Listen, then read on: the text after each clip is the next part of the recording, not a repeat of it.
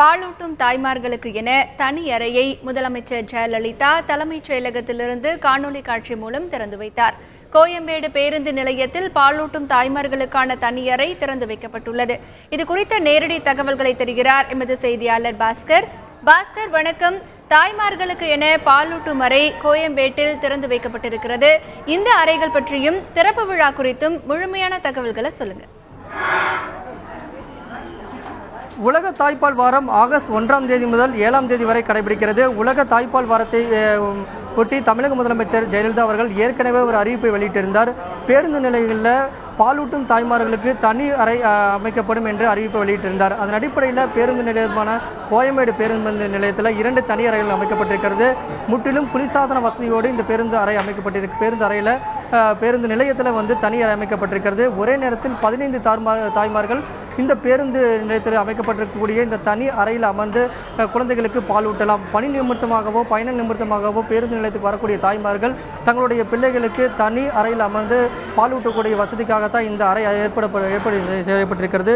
இங்குள்ள தாய்மார்கிட்ட கேட்கலாம், இந்த பாலூட்டும் அறை குறித்தும் அது மட்டும் இல்லாமல் என்னென்ன சிறப்பம்சங்கள் இருக்குன்னு கேட்கலாம். இங்கே ஒரு மருத்துவர் இருக்கிற இந்த பாலூட்டும் தாய்மார்களுக்கான தனி அறை குறித்து கேட்போம். என்னென்ன வசதிகள் இந்த அறையில் இருக்குது சார்? இது totally AC, totally air conditioned.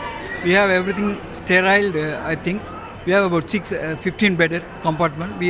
Round the clock we have about 2 nurses from Apollo hospitals.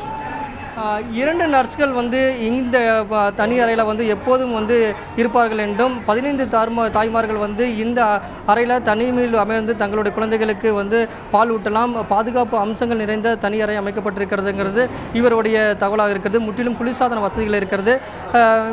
இங்கு இருக்கக்கூடிய தாய்மார்களிடம் கேட்டபோது இது பெரும் வரவேற்புக்குரிய விஷயமாகவே பார்க்கப்படுகிறது. பணி நிமித்தமாக பயன் நிமித்தமாக ஏராளமான தாய்மார்கள் பேருந்து நிலையத்துக்கு வந்த வண்ணம் இருக்கின்றனர். இங்கே கேட்கலாம், இது எந்த அளவுக்கு உங்களுக்கு உபயோகமாக இருக்கும்?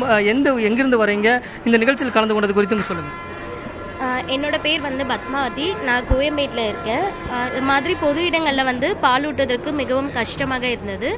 அம்மா அவர்கள் இப்போ பஸ் ஸ்டாண்டில் இது மாதிரி குழந்தைக்கு தாய்ப்பால் ஊட்டுவதற்கு தனி அறை ஏற்படுத்தி கொடுத்துருக்கார்கள். அது மிகவும் சந்தோஷமாக இருக்கிறது. அம்மா அவர்களுக்கு நன்றி தெரிவித்துக் கொள்கிறேன். உள்ளே நீங்கள் போய் பார்க்கும்போது என்னென்ன சிறப்பம்சங்கள் இருந்துச்சு? அது எந்த அளவுக்கு உங்களுக்கு கவர்ந்தது? நல்லா இருக்கு. குளிர் சாதன வசதியோட, குடிநீர் வசதி, கழிப்பறை வசதியுடன் நல்லா இருக்கு. அனைத்து விதமான பாதுகாப்பு அம்சங்களும் தாண்டி பல்வேறு சிறப்பம்சங்களுடன் கூடிய தனி அறை அமைக்கப்பட்டுள்ளதாகவும் இது பேருந்து நிலையத்துக்கு வரக்கூடிய தாய்மார்கள் தங்களுடைய பிள்ளைகளுக்கு பால் ஊட்டுவதற்கான அனைத்து வசதியோடும் இருப்பதால் இது வரவேற்புக்குரியங்கிறது இங்குள்ள தாய்மார்களுடைய கருத்தாக இருக்கிறது.